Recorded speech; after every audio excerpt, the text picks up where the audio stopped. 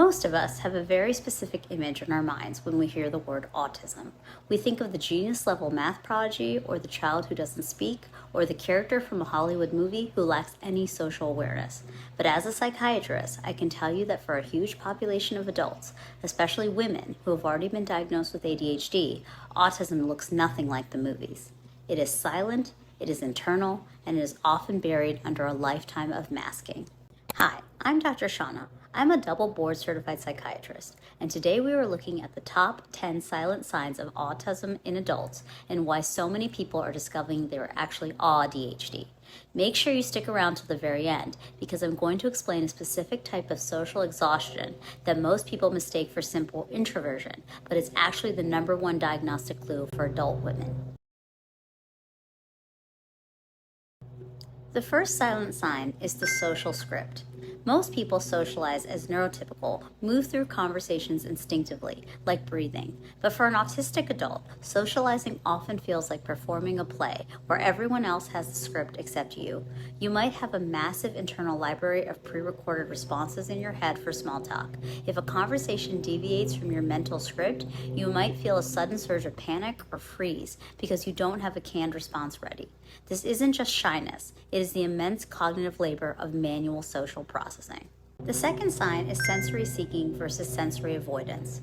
We often hear about autistic people hating loud noises or bright lights, but many adults actually seek specific sensory inputs. This might look like a deep need for weighted blankets or stimming by rubbing a specific texture or even needing the same song on repeat for 4 hours.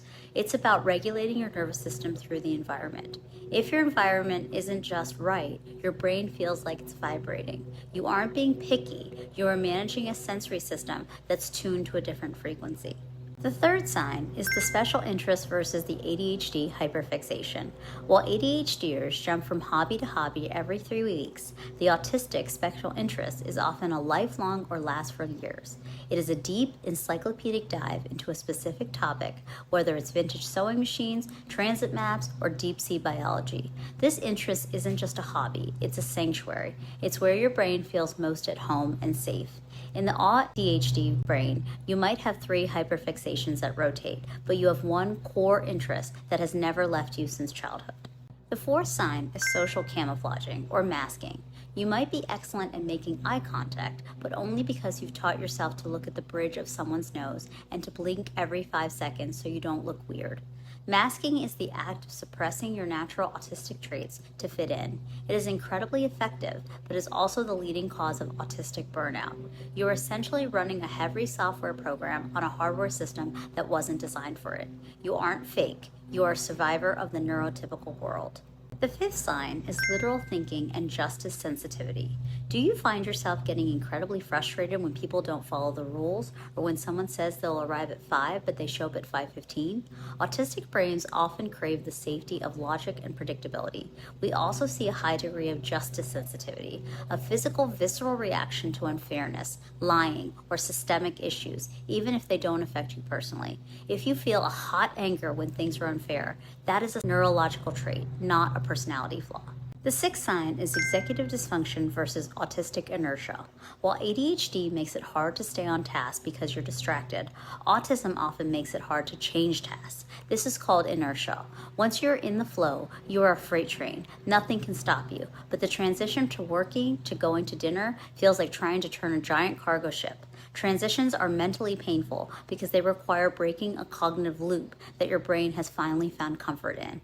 The seventh sign is object permanence for people. Just like ADHDers might forget their keys if they aren't in sight, many autistic adults experience a version of this with relationships. If someone isn't in your immediate daily life, you might go months without thinking to text them. Not because you don't love them, but because their brain is entirely focused on the here and now.